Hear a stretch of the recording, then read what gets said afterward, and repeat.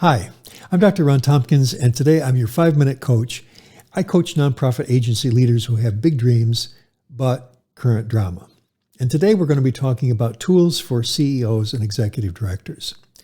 Recently, I talked with an executive director who was having a lot of trouble getting ready for payroll, no cash left.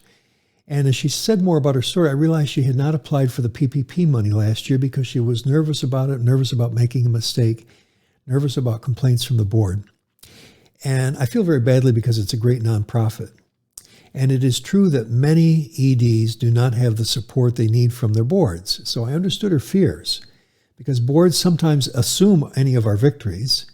And yet the agonies of defeat, if there's problems, we become main dish for roast ED at the next board meeting. So our platform has tools just to empower the ED to give you the confidence that you need. And one tool that I use a lot from our platform is a budget and reporting tool that only has 7 numbers. Now, I know auditors and boards like a lot more numbers than that, but those numbers are really not necessary to control the agency confidently and make sure it stays sustainable.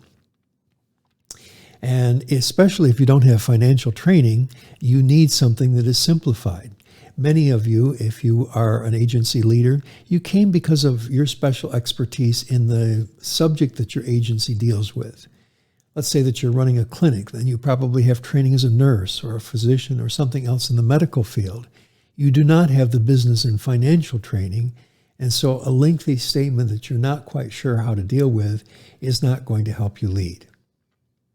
So I do have financial training, but a long income statement still is an irritation because I have to spend some time to pick through the numbers and discern which ones are the ones I want to watch.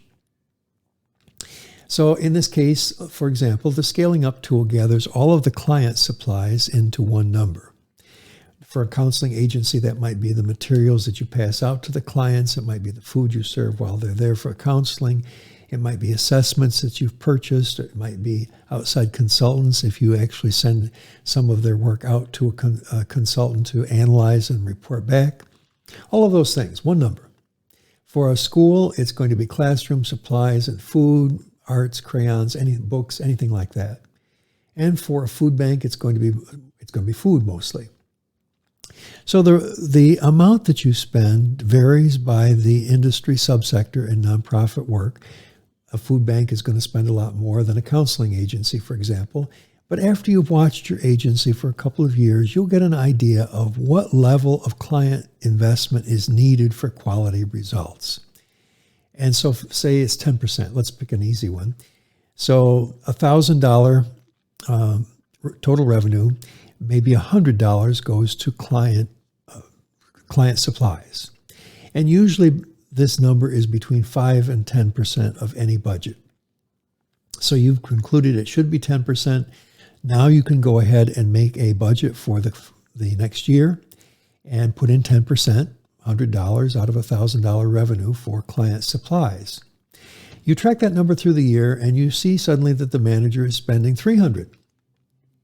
Let's assume it's a school. And you go and say, wow, you're spending $300. I thought we were going to stick to 10%.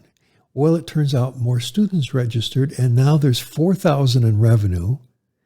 The manager's only spending $300 on classroom supplies, so they actually cut the amount of supplies by 2%. So they're getting about 8% now instead of 10%. They've done a wonderful job at finding efficiencies to deliver quality programs to the students at a lower cost.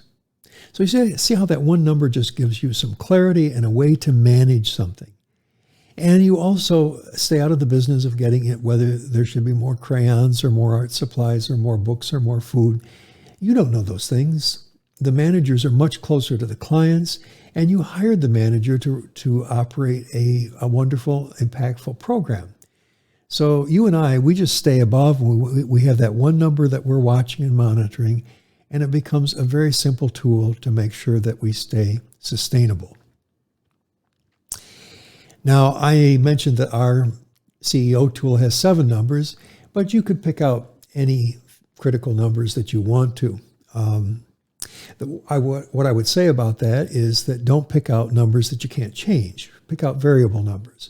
For example, a lot of income statements, they mix the rent and insurance right in there with the rest, and you can't change rent and insurance numbers on a 1 week notice or a month notice. Those are numbers that can be adjusted, but they've got to be set aside for the current period until you can get to a point where you can negotiate that. Meanwhile, you've got revenue, payroll, other things that you have a lot more control over. So your 7 numbers or your 10 numbers or whatever you're using, it has to be about expenses that can be controlled. Now, if you send me the reporting format that you're using, I'd be glad to review it and chat with you about it. But meanwhile, most nonprofit leaders have never had a coach. Well, you just got coached, and I hope it wasn't too painful. And with coaching, you know the area that you're working in. You're the specialist there, just like a sports coach. So that I'm not in there to play the game, but I am in there with some questions and tools to help you have a sustainable profit, surplus, cash in the bank for payroll, a way to measure your social impact, and 2 days a week for the executive director to spend in strategy and development of your staff team. I hope this helps. Meanwhile, let's go out this week and control those numbers and win.